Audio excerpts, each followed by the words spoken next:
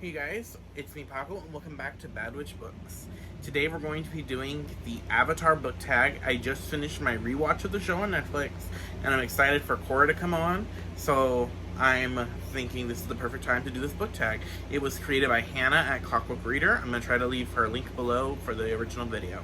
So the way this book tag is set up, it is 3 questions for each of the 4 elements. And I like the way she did that. And the first question is, if you were a bender, what kind of bender would you be?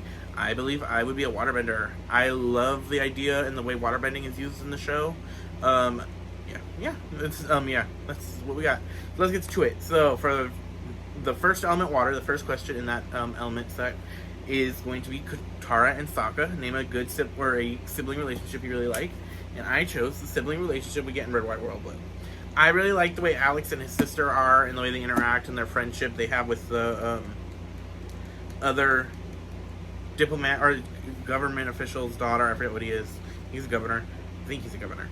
But they have the friendship is really good. If you don't know what Red, White, Royal Blue is about Alex. He is the first son, so the son of the president, but the president is the first female president, and he gets in a rivalry with the Royal Prince of England, and just shenanigans ensued, and then they are forced to make a friendship, fake a friendship that turns into a real friendship that turns into something else.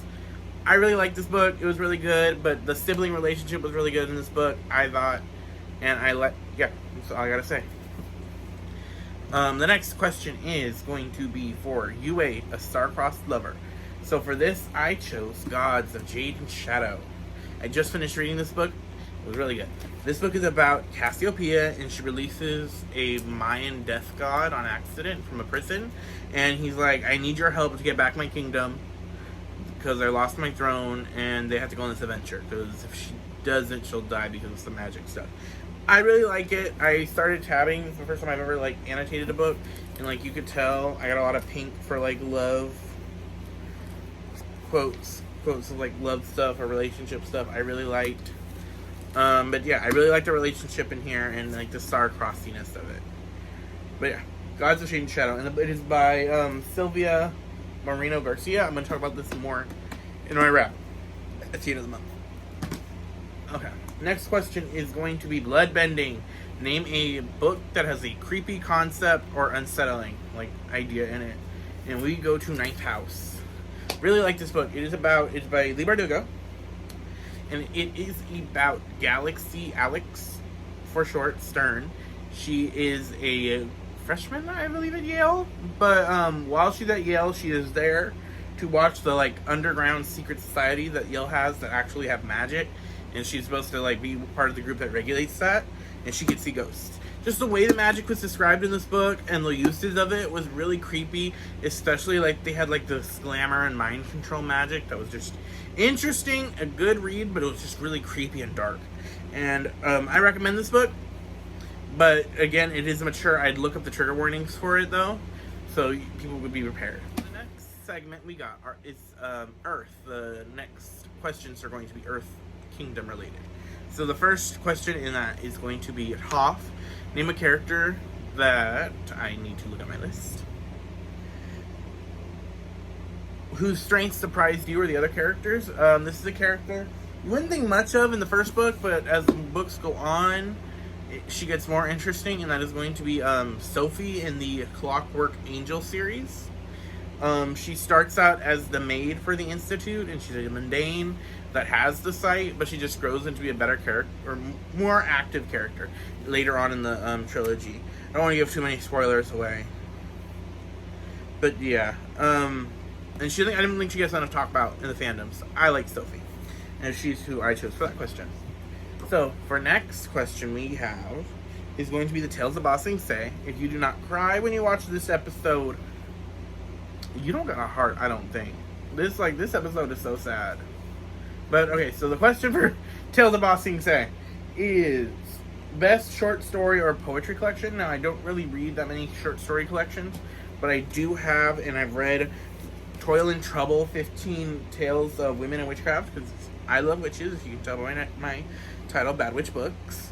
But yeah, this has 15 books, 15 short stories, short story collections, all having to do with witches. And I liked most of them. They were really good. If I had to do my favorite, it might be In the Heart is in Her Hands was really good. I'm just looking at the table of contents. Heart in Her Hands by Tista Sharp. I liked The Truth About Queenie was really good. And where was the water one? They had a lot of good ones in here that I'd recommend reading it. And let me see. Let me look at the table of contents real quick. How did I not know she had a book? Zerdovia Cordova had a book in here. I don't know why I didn't know that. I read this a while ago. But, really good. Toil and Trouble for short story collections. Next question is the Kyoshi Warrior's best warrior characters. His character, I don't talk about enough in this series. I've only read the first book in the series, but I plan to read the next book later this month, and that is going to be King Ember and Ashes, Elias. I love Elias.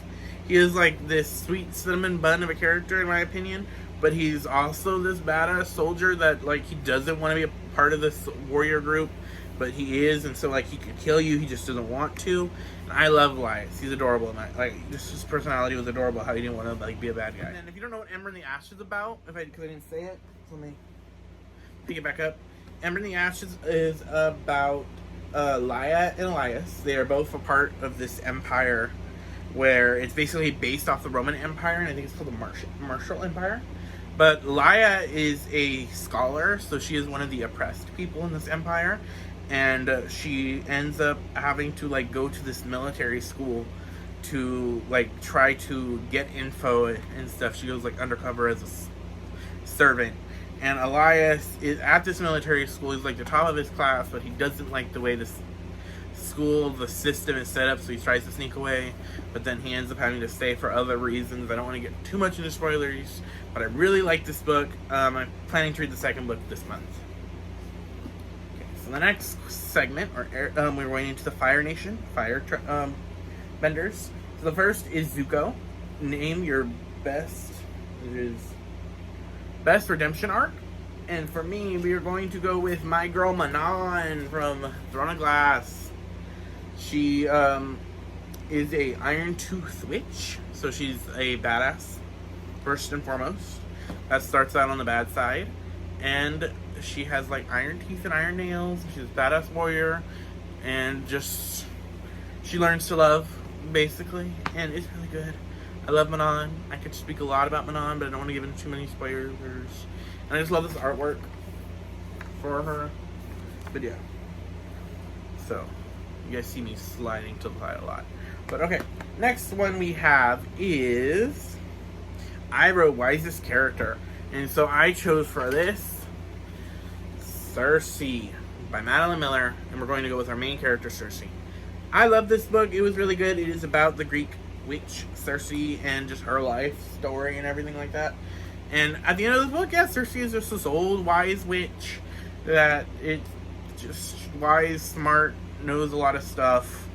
Amazing character. I might want to reread this soon, so I want to annotate it. But yeah, Cersei was chosen for Iroh, wisest character, and I love Iroh. Iroh's an amazing character. Next is Azula, best downfall. Okay. For this, I didn't want to give into spoilers because there was a character we could have named from a Saturday Mass character we all could have named. But I didn't want to go into spoilers. We are going to go with Z Fang's Descent into Evil in Forest of Thousand Lanterns. I think I said her name right. The main character is right. It is by Julie C. Dowd. And I believe I said Z Fang's name's right. But yeah. This book is a evil queen origin story inspired with like East Asian inspired culture. Like take on it. Really liked it. Can't wait to read the sequel, which is the Snow White. But yeah, I love our descent into villainy our main character goes to. Okay, next is you're going to the air area. So I hope everybody's favorite character from Avatar is Appa.